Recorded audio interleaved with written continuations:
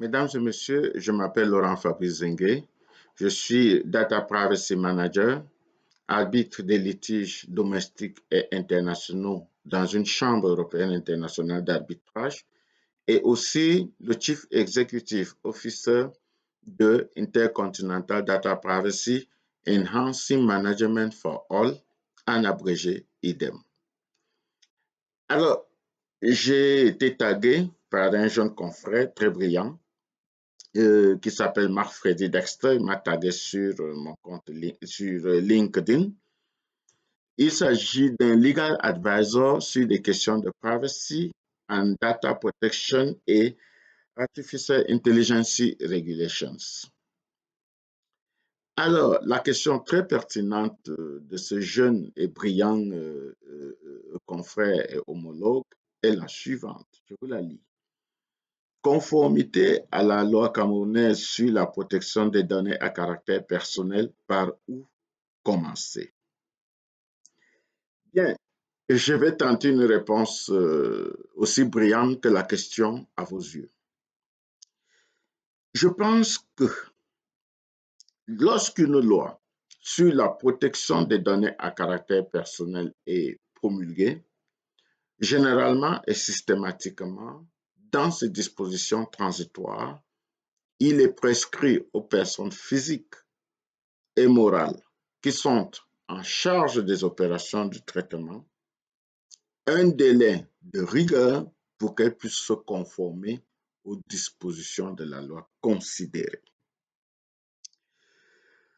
Mais ce qu'il faut savoir, c'est que la mise en conformité est très importante et très utile pour les administrations, les organisations et les entreprises. Cette mise en conformité est vitale parce qu'elle permet au moins une chose importante, c'est que ça va leur permettre d'éviter de très lourdes sanctions qui peuvent être des amendes pénales, des amendes administratives, des sanctions pécuniaires civiles au titre de réparation du préjudice. Il y a aussi des peines privatives de liberté, autrement dit des peines de prison, et il y a plus loin des cessations d'activité. C'est pour dire l'importance de la mise en conformité. Mais pour répondre franchement à la question de M. Marc-Freddy Dexter, voici ce que je dis. Pour moi, il faut commencer par bien comprendre ce que c'est qu'une mise en conformité à la protection des données. Il faudrait par la suite identifier au sein de l'administration, de l'organisation ou de l'entreprise considérée en rapport avec son contexte, son cœur de métier et ses partenaires, les points de vigilance qu'il faut absolument traiter pour la mise en conformité. Troisièmement, il faudrait faire appel à un expert ou plusieurs experts. Et à ce niveau, je voudrais préciser quelque chose d'important.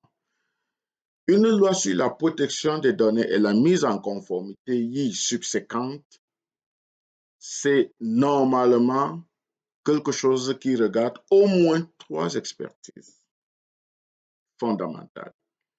Il faut faire venir un juriste ou plusieurs juristes. Il faut faire venir un informaticien ou plusieurs, si vous voulez, des spécialistes des systèmes d'information. Et par-dessus tout, vous avez besoin d'un gestionnaire de projet. Voilà pour moi les 3 expertises qui doivent minimalement être mouvementées pour pouvoir conduire une mise en conformité. Vous avez besoin, vous voulez savoir mon avis un peu plus élargi, un peu plus profond sur ces questions de mise en conformité.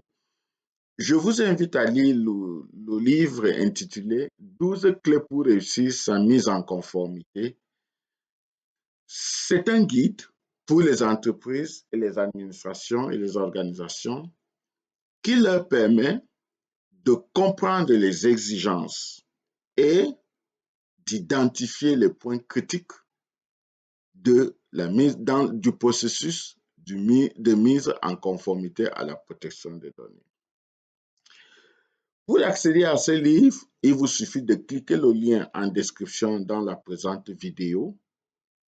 Mais en plus, si vous souhaitez discuter avec moi sur ces questions de mise en conformité, je suis disponible gratuitement et pour cela, il vous suffit de m'envoyer un message sur l'une quelconque de nos pages de réseaux sociaux ou alors aller sur le site www.idem-expert.com.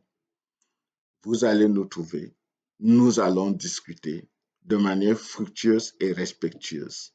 Mais en attendant, je vous dis à bientôt.